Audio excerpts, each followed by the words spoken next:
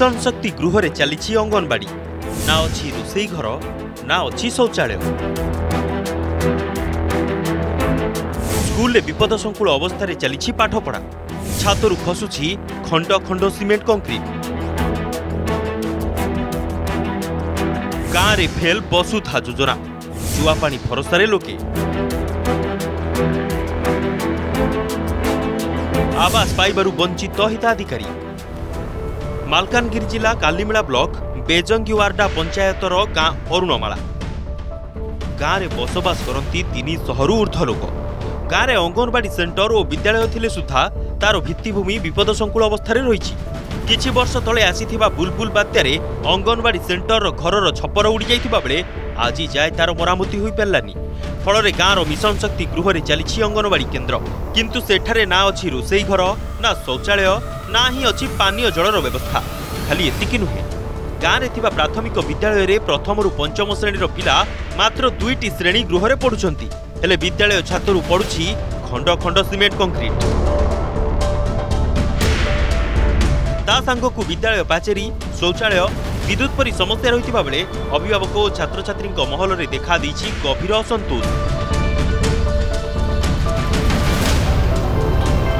एटिकार अंगनवाड़ी केन्द्र नहीं वर्षा बेले से भांगी जाइछि तेणुक आमर मिशन शक्ति गृह रे अंगनवाड़ी बसा होती पिला माने सेठी पाठ पढ़ुचंती तो आमको जमती बहुत जल्दी आमको अंगनवाड़ी केन्द्र जदि बहुत जल्दी करि पारिबे आपण माने दयाकर कहूँ बहुत जल्दी करले पिला माने भल पाठ पढ़ा को अंगनवाड़ी केन्द्र को जीवे। प्रथम हूँ आमर ऊपर छात गुड़ाक भांगिकी मझी मझे खसिकी पड़ जाऊँगी जहाँ छोट छोट पिला ये बसुँच काले पड़ीजार टे संभावना अच्छी पुणी बयस ये गोटे ना बाउंड्री अधा खंडे आई पड़ी अच्छी करेन्टर व्यवस्था किसी ना ये सुविधा गुड़ाक करेंगे बोली मो सरकार बहु आशा करूँ।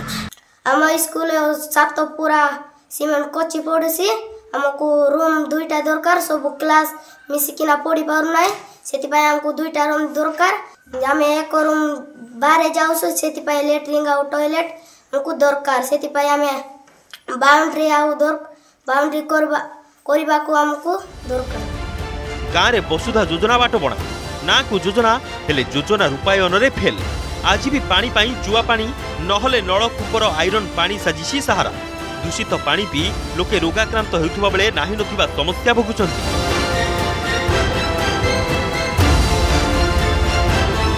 गाँव अन्य प्रमुख समस्या प्रधानमंत्री आवास योजना।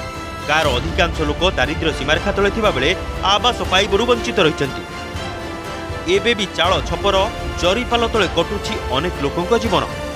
पानी पाइब बहुत असुविधा होछि घरे घरे भी का घरे भी पानी नाई किसी नाई सेटा ग्राम रे गोटे आका टिबल अच्छी सेटा टैंकी अच्छी से आसकिना जगी जगी नेबो। सरकार को अनुरोध करू जे जल्दी ठीक व्यवस्था करेंगे आउ 2टा 7टा रु 2टा टिबल खराब हो जाए सेटा बर्तमान 500 मास है तार ट्रिटमेंट किसी ना मैला पानी बाहरुची आईटा आम सरकार को अनुरोध करुँ जल्दी टी देखो। तो आमर प्रधानमंत्री आवास योजना जेहेतु अधिकांश अप्लाई करते जेहेतु पाई ना तेणुक आम गाँव में सरकार तरफ प्रधानमंत्री आवास योजना सरकार तरफ देले आम सरकार निकट चिर उपकृत रही।